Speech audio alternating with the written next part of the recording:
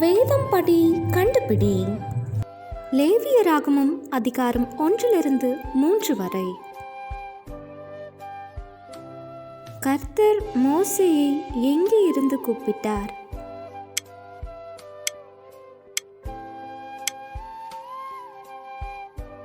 பலிபீடத்தின் மேல் அக்கினியை போட வேண்டியவன் யார்?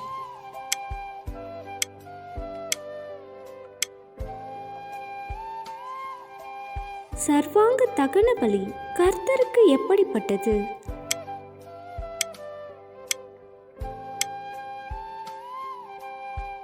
லேவியராகமத்தின் முதல் அதிகாரத்தில் எந்த பலியை குறித்து சொல்லப்பட்டுள்ளது?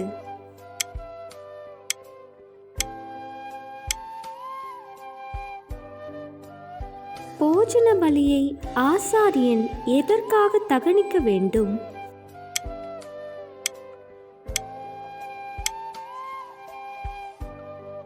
எதை கர்த்தருக்கு தகன பலியாக தகனிக்க வேண்டாம்?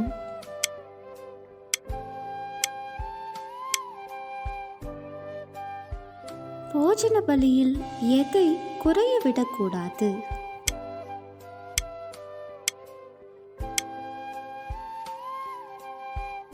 சமாதான பலியாக எதை செலுத்த வேண்டாம்?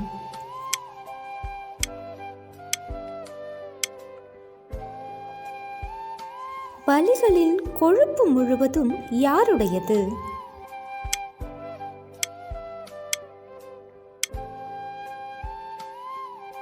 தலைமுறை தலைமுறை தோறும் வாசஸ்தலங்களில் நித்திய கட்டளையாயிருப்பது எது?